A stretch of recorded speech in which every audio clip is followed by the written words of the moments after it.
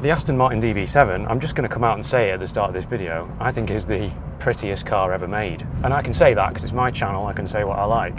But still, with these cars reaching 30 years old now, they're not that expensive to buy. They're still the bottom of the range, cheapest Aston Martin you can buy. And yet they're also the prettiest car ever made. So what gives?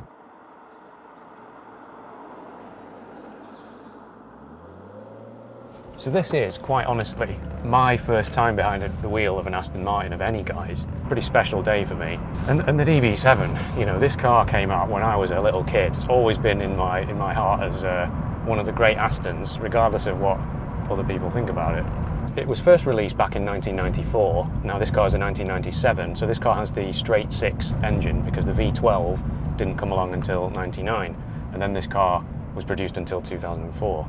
This car, this original design, was supposed to be the replacement for the Jaguar XJS, and underneath it is a Jaguar XJS, which is quite surprising because that is a very old car. First came out in the 70s, and that's where some of the criticism came in. It was designed by Ian Callum, and it was pretty much his first go at designing a car, and what an absolutely incredible first go that was. I think I'd spec this car with a different colour. Now, it's an interesting colour, it's kind of like some sort of gold, isn't it? But it was actually originally decided on by Roy Keane because he was the original owner of this car. I don't know, it doesn't stand out. But then, you know, it depends whether you want to stand out in this kind of car or not. And I would hazard a guess that you probably do. It's a weird sort of anachronism even for its time because the interior of it is quite old-fashionedly designed. It actually just looks exactly like any Jaguar interior of the late 90s, early 2000s. There's lots of wood and black and leather, and you could get this in like a bright red interior. You could get this with all sorts of interesting colour combinations, but this one is quite dour. Feels quite enclosed, but that gives it a sort of sporty cockpit kind of feeling. Now, of course, this car is a grand tourer, really, so it's about travelling distance. It's about absolutely blasting across continents and then having a little bit of fun in the corners when you do get to your favourite road in the Alps or whatever. As a Grand Tourer, it does make sense because it is very comfortable, it's very smooth and refined and quiet, despite being this big beast of a car. I can see the bonnet sticking out in front of me, like the big bulge, to fit that enormous straight six pointing out in front of the car.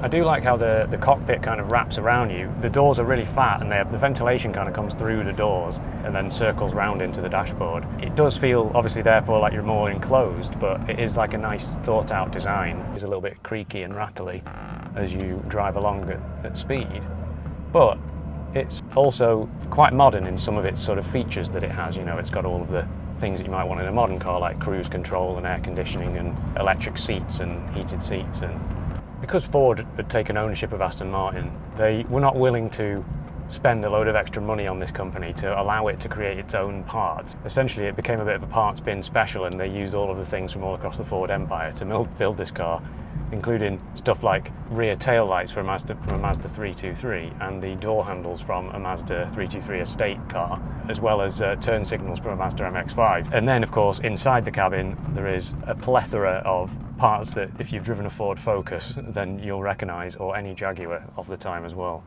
So of course that does let this car down. It makes it feel slightly less special, but it also tells you a little bit about the time, about it's a story, isn't it? It's what was going on with Aston Martin in the mid-90s. Where this interior does claw back a few points is the quality of the materials of the things that you touch. You know, the thing that Aston Martin had control over, like the leather seats and the leather on the dashboard, it must be of the highest quality. The wood panels are clearly proper wood, varnished to an inch of their life, and it generally feels like a well-appointed, comfortable interior.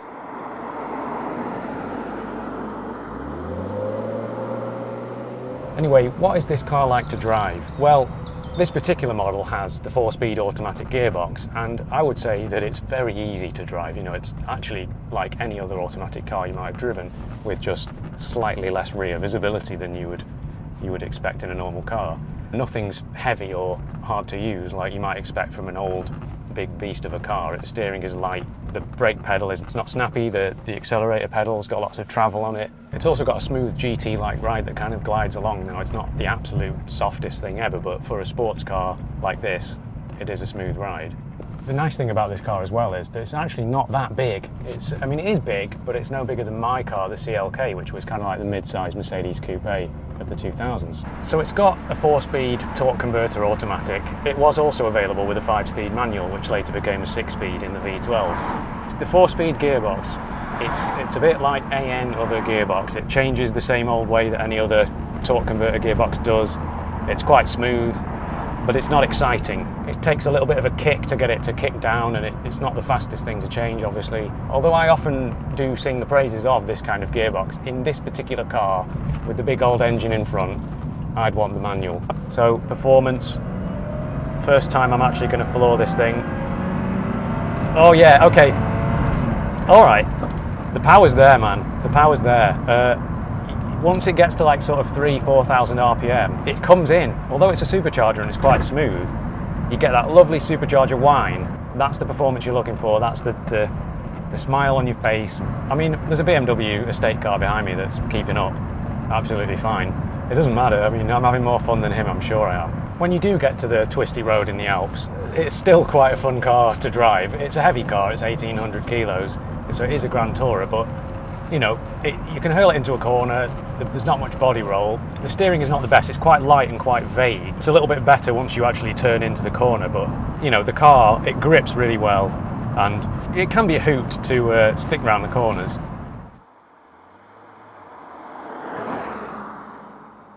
So this bit's going to be good, because we're going to find out what it's like in the back of the Aston Martin DB7, because it does actually have back seats.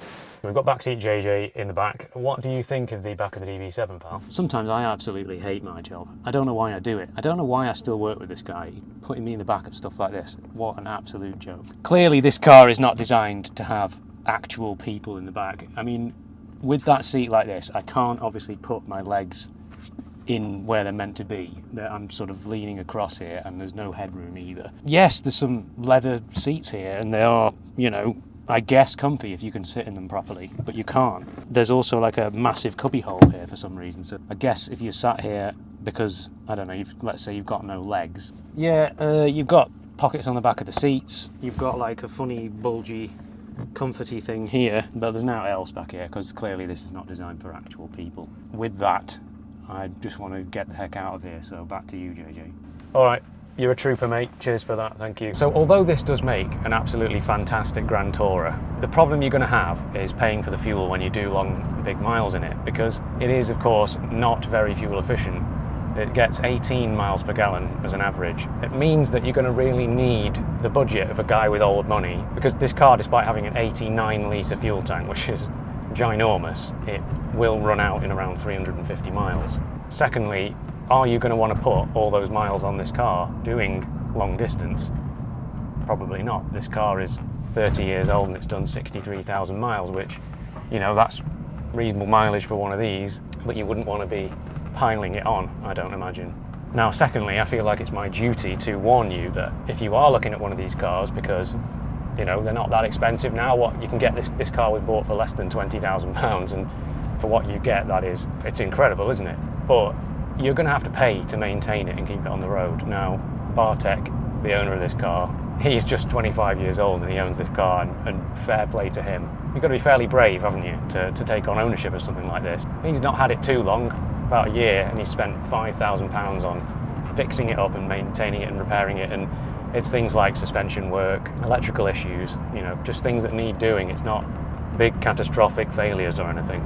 So come on, I mean, the real reason anyone buys one of these, it's just so damn sophisticated, isn't it? Obviously there's that James Bond connection, even though there was no DB7 Bond car. Obviously there should have been, but it went to BMW, the traditional British motor works that company obviously stands for. It does just feel like the coolest thing ever. I filled it up with fuel before. I felt like a very rich old money guy, or an in-your-face secret agent, or whatever so happens to float your boat. It makes you feel special, and that's really why you buy this car. It's an absolutely phenomenally good looking car, and it gives you this feeling that not many other cars could.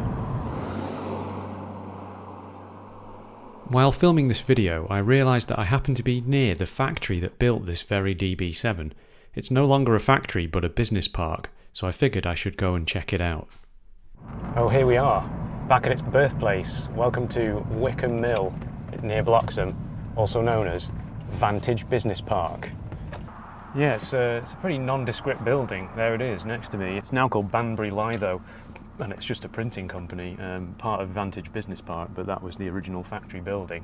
How do you feel, car? Do you recognise it? well, no, because you're an inanimate object, but I feel like cars do have souls, especially these more complicated and interesting ones. I feel like it probably remembers.